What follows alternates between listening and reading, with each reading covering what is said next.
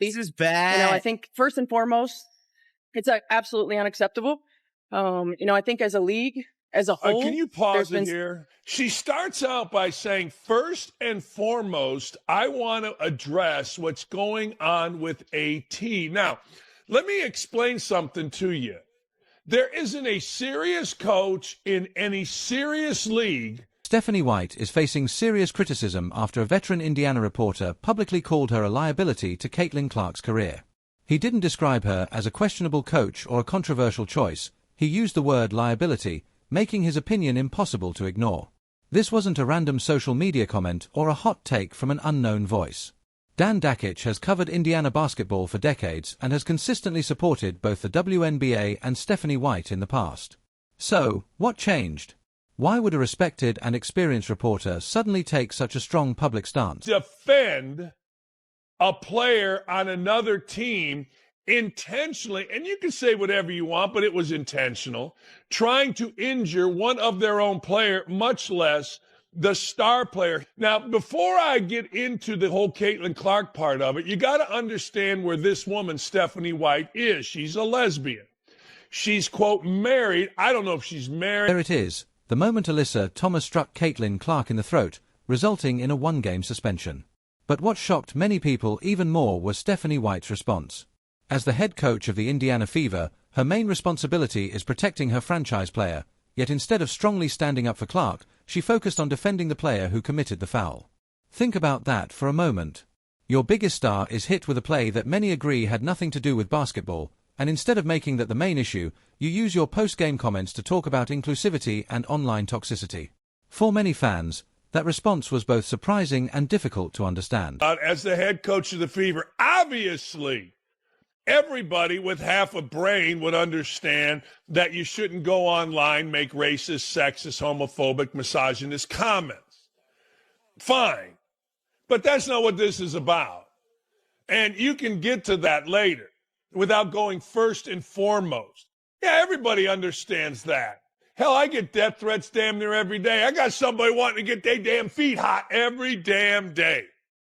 So what? So what?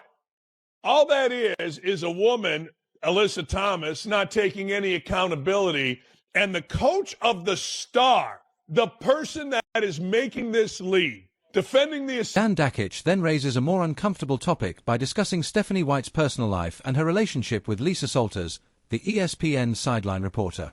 His argument is not about her sexual orientation. Instead, he questions whether personal relationships or loyalties could be influencing professional decisions. According to his view, when you're the head coach of a team built around the biggest star in women's basketball, your first responsibility should always be your franchise player. He argues that the situation creates difficult optics because Alyssa Thomas is a well-known African-American lesbian player in the WNBA, while Stephanie White is married to a prominent African-American woman, leading some people to question whether personal connections may have affected how she handled the controversy. Dan Dakich argues that the bigger issue is the message Stephanie White's response sends to everyone around the team.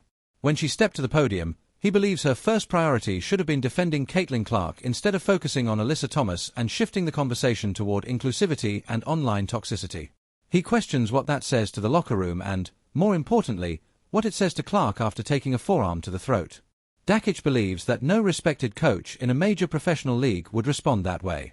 He points to a comparison with the NBA, suggesting that if a star like LeBron James took what appeared to be an intentional flagrant foul and his coach immediately defended the opposing player instead of his own, the public reaction would be overwhelming. In his view, the fact that this type of response has become a regular topic in the WNBA is part of the larger controversy. I couldn't imagine this woman walking back into the locker room if, again, and I always preface everything with if this is a real league. Go ahead. It's not acceptable. Yes, we have to continue to protect our players. We've got to continue to support our players and our... Bro, Dan Dakich, not even a month ago, 2 weeks ago, he was defending Stephanie White blow for blow. Blow for blow. To see this, him switch up his take like this, is mind-blowing. Dan Dakich points to what he considers the biggest takeaway from Stephanie White's comments. He argues that White presented the WNBA as a league focused first on supporting marginalized communities and only afterward on competition. In his view, that places social messaging ahead of building the strongest basketball product, protecting players, or competing for championships. Dakic responded by claiming that the league is being run more as an organization driven by a specific social agenda than as a traditional sports league. Some people may disagree with how strongly he expressed that opinion or the language he used, but he believes the core question is still worth asking. If a coach appears to emphasize broader social issues instead of publicly standing behind her franchise player after a physical incident, what does that say about her priorities? From Dakic's perspective, White's comments reveal where she believes basketball fits among the league's overall goal. We get to play a basketball game. And AT was exactly right. Like, we get to play a basketball game. And yes, that's going to come with criticism. Yes, that's going to come with... Hang on there. AT is exactly right. We get to play a basketball game. But what Stephanie White should say, but she's so stupid, is she should say that was not a basketball play. That was a play that could have seriously injured our star player. She should have had more than a one-game suspension. Instead of making Alyssa Thomas out to be a freaking martyr. But again, lesbian woman, married to an African-American, she can't put her personal life aside and do what an actual coach would do, not just somebody standing up in front of us as the face of LGTB ABCD. Listen to the rest of this. Creator makes the argument even more directly, saying that personal relationships should never interfere with professional responsibilities. According to this view, it doesn't matter what happens away from the court or what communities someone identifies with. If you're coaching the biggest star in women's basketball and that player is attacked during a game, your responsibility is to defend your player, demand accountability, and make it clear that those actions are unacceptable.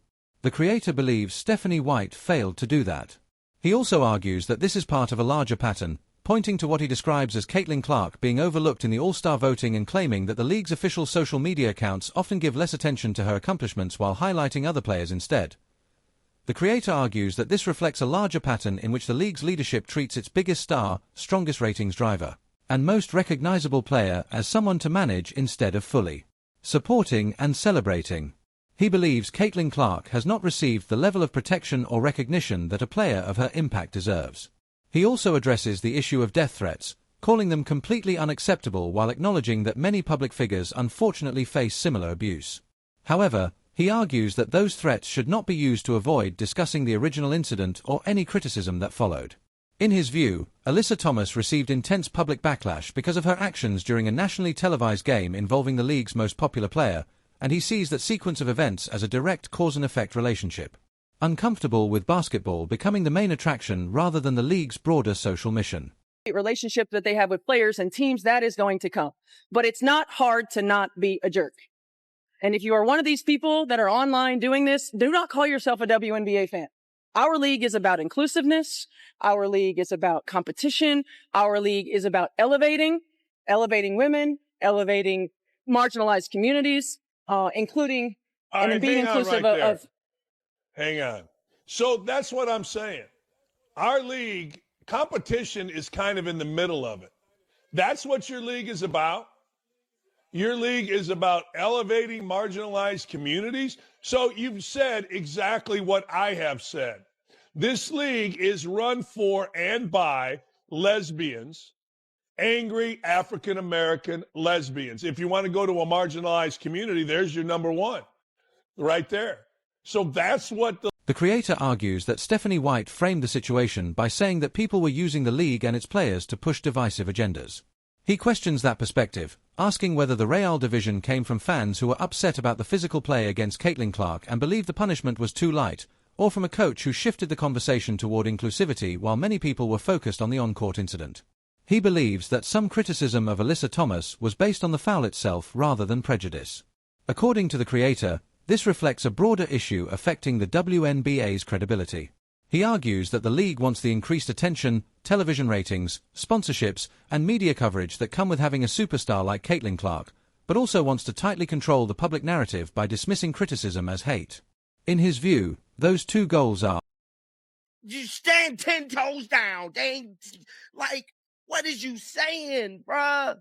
This is what you signed up for.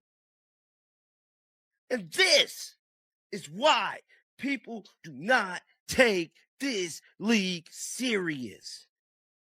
Because they can't even take comments serious when it comes to the way this league is run, when it comes to the way people criticize them. They always want to play the victim.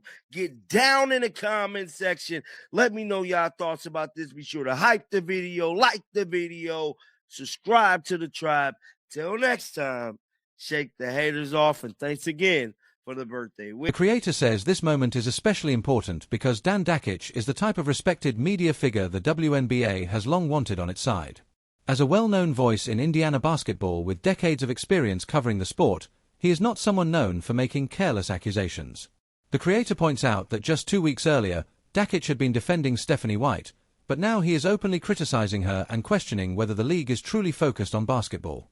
He argues that this dramatic change signals a much bigger problem, suggesting the league handled the situation so poorly that even long-time supporters are beginning to lose confidence. According to the creator, losing the trust of experienced media members who have generally supported women's basketball is a serious warning sign. He also says Caitlin Clark never asked to be at the center of these controversies and simply wants to focus on playing basketball. The creator argues that although Caitlin Clark simply wants to play basketball, she has become the center of larger cultural debates surrounding the WNBA. He claims that some long-time figures within the league are uncomfortable with her rapid rise in popularity and the fact that she has attracted a new audience that is primarily interested in watching high-level basketball rather than broader social discussions. According to the creator, instead of fully embracing the opportunity created by Clark's popularity and building around their biggest star, the league and coaches such as Stephanie White have made decisions that he believes weaken her position. He argues they have focused on other priorities instead of clearly protecting their franchise player and allowing her performance on the court to remain the main story. He concludes by saying that this has raised questions about Stephanie White's credibility and what it could mean for the Indiana Fever moving forward. The creator argues that Stephanie White made a deliberate choice when she opened her remarks by focusing on Alyssa Thomas instead of Caitlin Clark. In his view, she shifted the conversation away from the physical incident and toward online harassment, rather than emphasizing the foul or calling for stronger accountability. He believes that decision reflected personal or ideological priorities over her responsibility to defend her own team. According to the creator, leadership in professional sports is defined by the way coaches respond during difficult moments because players closely watch every press conference, interview, and public statement. He argues that Clark could have interpreted those comments as a sign that her coach would not fully support her when it mattered most, raising concerns about trust within the player-coach relationship. He also notes that Clark is only 22 years old and still in the early stages of her professional career, making strong leadership especially important. The creator argues that Caitlin Clark is still in her first WNBA season and is trying to adjust to a difficult environment where some established players appear to resent her growing success. He believes that, during this stage of her career, she needs a coach who will consistently support her, defend her publicly, and stand up for her when opponents cross the line. Instead, he claims Stephanie White used the incident to focus on inclusivity and implied that much of the criticism surrounding Alyssa Thomas was driven by prejudice rather than concern over the play itself. The creator also compares White to former Fever coach Christy Sides, arguing that while many people question Sides' coaching strategy and ability to get the most out of Clark on the court, she consistently stood behind her players in public. In his view, Sides kept the focus on basketball, and looking back, he believes that approach now compares more favorably to the way White handled this situation. The creator argues that Stephanie White's background makes the situation even more disappointing. As a former Indiana basketball star, a Purdue legend, and a national champion, he believes she understands better than most what it feels like to carry the expectations that come with being the face of basketball in the state. According to his view, that experience should have made her more willing to publicly support Caitlin Clark during a difficult moment, but he believes she failed to do so. He also questions White's comments about the league being centered on inclusiveness, asking who that message was meant to include. From his perspective, it did not appear to extend to Clark after the on-court incident or to the many new fans who began following the WNBA because of her and who, he argues, have sometimes been made to feel unwelcome or dismissed. The creator argues that, in his view, the league has created an environment where fans who criticize its decisions are sometimes made to feel unwelcome. He questions whether a basketball league should place the sport itself above other priorities and claims Stephanie White's comments suggest that inclusiveness is directed toward a particular community rather than everyone equally. He also argues that Caitlin Clark's popularity has brought in a large number of new fans who are mainly interested in watching elite basketball instead of broader social messaging. According to the creator, that shift challenges the league's traditional direction, and he believes some people within the WNBA are uncomfortable with basketball becoming the main attraction rather than the league's broader social mission.